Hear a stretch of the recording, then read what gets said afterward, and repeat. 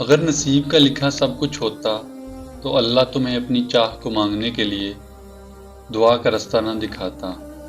اگر اللہ نے دل میں کچھ ڈالا ہے پھر کچھ تو ہے جس کا ہونا باقی ہے۔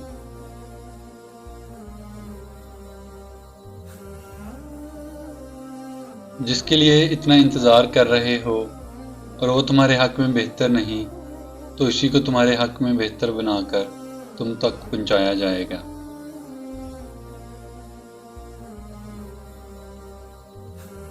تہجد کا ایک سجدہ بند رستے کھول دیتا ہے اور پھر جو ناممکن ہے وہ ممکن ہو جاتا ہے۔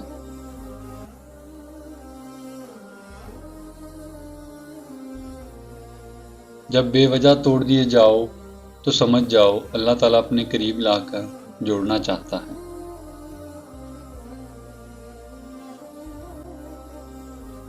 اگر ہم زبان کی پھیلائی ہوئی مصیبتوں کا جائزہ لیں تو معلوم ہوگا کہ خاموشی میں کتنی راحت ہے۔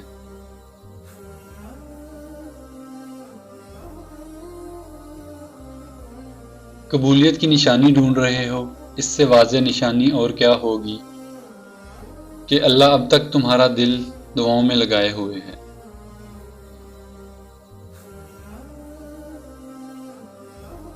فکر نہ کریں، لوگ بھول جائیں گے مگر اللہ نہیں بھولتا، نہ آپ کی نیکی نہ لوگوں کی زیادتی۔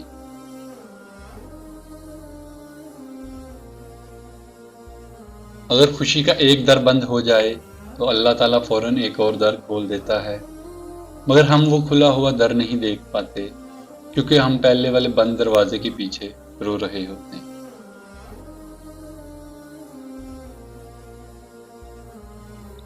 لوگوں کے دل آپ صاف نہیں کر سکتے مگر اپنا دل صاف رکھنا آپ کے اپنے اختیار میں ہے۔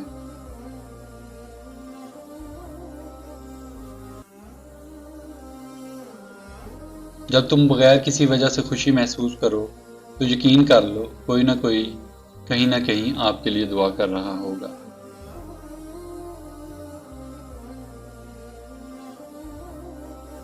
ان لوگوں کو معاف کر دو جو کبھی آپ کی تکلیف کا سبب بنے تھے، اور انہیں یاد رکھو جو ہر وقت آپ کی خوشیوں کی تلاش میں رہتے ہیں۔ عزت، پیار، شفقت اور احساس ایسے ادھار ہیں جو ہمیشہ دگنے ہو کر واپس ملتے ہیں۔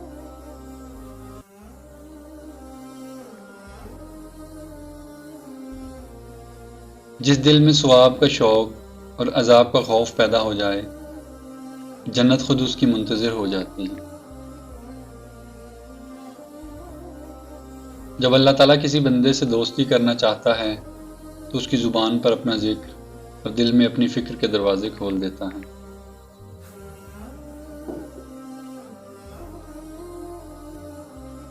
کائنات کی سب سے پہلی چیز احساس ہے جو دنیا کے ہر انسان کے پاس نہیں ہوتی۔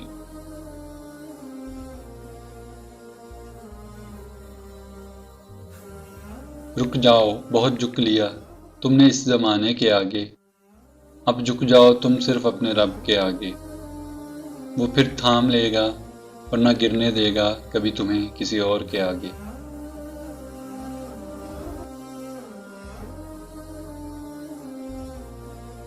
رب سے مانگا کرو، وہ بنا احسان کے جولیاں بھر دیتا ہے۔